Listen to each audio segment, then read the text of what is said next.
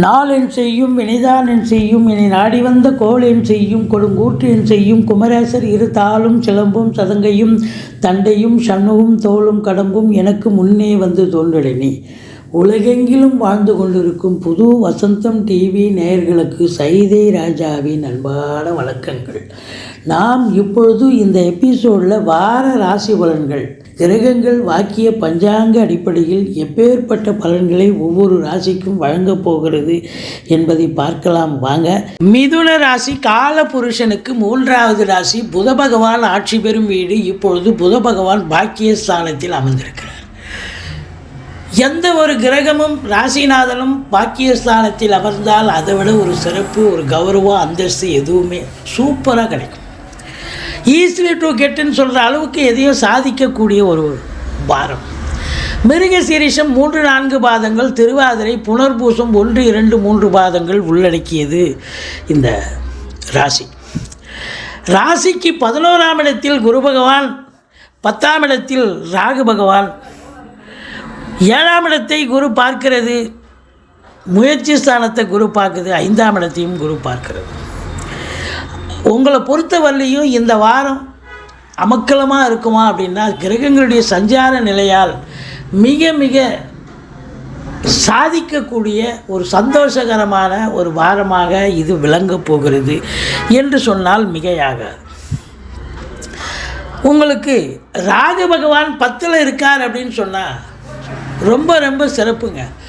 அதாவது 10ஆம் இடத்துல ஒரு பாவியாவது இருக்கணும், இல்லை ஒரு பாம்பாவது இருக்கணும்னு சொல்லுவாங்க. காலியாக இருக்கக்கூடாதும்பாங்க. அப்போ பாம்பே இருக்குது ராகு பகவான். அதுவும் ராகு பகவான் இருந்தால் இருக்கிறத விரிவாக்கம் பண்ணுவார். அப்போ தொழில் நீங்கள் சிவனேன்னு வேலை இருப்பீங்க, தொழில் பண்ணிகிட்ருப்பீங்க. இப்போ திடீர்னு பார்த்தா ஏதோ ஒரு கடனை உடனே வாங்கி தொழிலை விரிவாக்கம் பண்ணணும்னு ஒரு இன்டென்ஷன் வரும். கடன் கேட்பீங்க, கேட்குற இடத்துல கடன் கிடைக்கும். வங்கிகளின் மூலம் கூட கடன் கிடைக்கும். கடன் கிடைச்சி தொழிலை விரிவாக்கம் பண்ணுவீங்க. இல்லை தொழிலை அதாவது இன்னொரு பிரான்ச்சு ஓப்பன் பண்ணக்கூடிய ஒரு நிலையும் ஏற்படும். தொழிலில் எந்த அளவுக்கு இன்வால்மெண்ட்டோடு நீங்கள் இருக்கிறீங்களோ அந்த அளவுக்கு அவுட்புட்டு கண்டிப்பாக கிடைக்கக்கூடிய ஒரு அற்புதமான ஒரு காலகட்டம். அதுலேயும் குறிப்பாக உள்நாட்டு வாணிபம், வெளிநாட்டு வாணிபம், ஏற்றுமதி இறக்குமதியாளர்கள், ஷேர் மார்க்கெட்டில் இன்வெஸ்ட் பண்ணுறவங்க, ஸ்பெக்குலேஷன் பண்ணுறவங்க, ஆன்லைன் பிஸ்னஸ் பண்ணுறவங்க, ஹோட்டல் பிஸ்னஸ் பண்ணுறவங்க, இவங்களுக்கெல்லாம் ஒரு சிறப்பான ஒரு காலகட்டம்.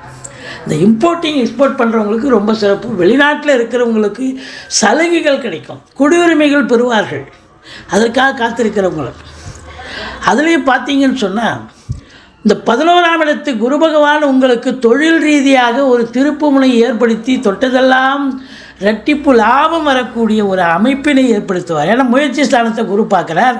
தொழில் ரீதியாக முயற்சி பண்ணுவீங்க. பிபிஓ, சாஃப்ட்வேர், ஹார்ட்வேர், தபால் தந்தி இலாக்கா, கொரியர் சர்வீஸ், விளையாட்டு வீரர்கள், வீராங்கனைகள், நடன கலைஞர்கள், ஸ்டண்ட் கலைஞர்கள், பின்னணி பாடகர்கள், இசை அமைப்பாளர்கள், இசை வல்லுநர்கள், சினிமா மற்றும் தொலைக்காட்சி பிரிவில் பணியாற்றக்கூடிய நடிகர், நடிகை, டெக்னீஷியன்கள், எடிட்டர்கள், கேமராமேன்கள், புகைப்பட கலைஞர்கள், அதே நேரத்தில் உங்களுக்கு அரசியல் சம்பந்தப்பட்ட பிரமுகர்கள், அரசியல்வாதிகள், இவங்களுக்கெல்லாம் கூட ஒரு சிறப்பான ஒரு காலகட்டம்.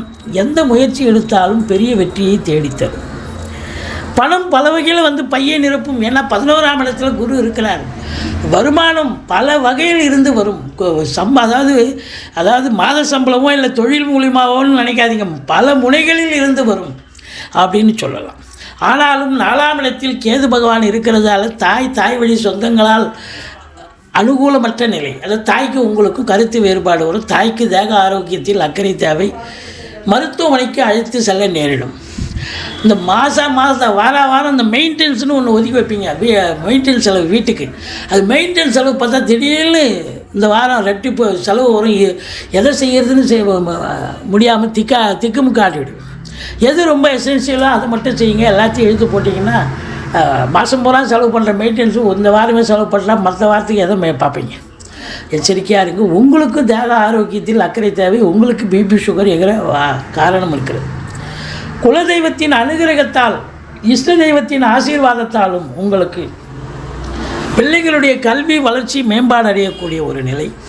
பூர்வீக சொத்தில் நல்லது நடக்கும். பூர்வீக சொத்து பிரிச்சிக்காதவங்க இந்த காலகட்டத்தையும் நல்லா பிரிச்சிக்கலாம். ரேஸு, லாட்ரி, சீட்டாட்டோ, இந்த ஸ்பெக்குலேஷன், இப்படி இந்த இனங்களில் பணியாற்றோடு இருக்கக்கூடியவர்கள், அதாவது ஷேர் மார்க்கெட், இதெல்லாம் வந்து ஈடுபாடு உள்ளவர்களுக்கு ஒரு சந்தோஷகரமான ஒரு வாரம். எதிரிகளால் தொல்லைகள் ஏற்படும், கொஞ்சம் எச்சரிக்கையாக நடந்துக்குங்க. மற்றபடி கடன் சுமை இருப்பவர்களுக்கு பிரச்சனைகள் வரலாம். திருமண வயதில் இருக்கும் ஆண் பெண் இருபாலருக்கும் திருமணம் கைகூடி வரக்கூடிய அமைப்பு. கூட்டு தொழில் செய்கிற இடத்துல கூட்டாளிகளுக்கும் உங்களுக்கும் ரொம்ப ஆதரவாக செயல்படுவீங்க.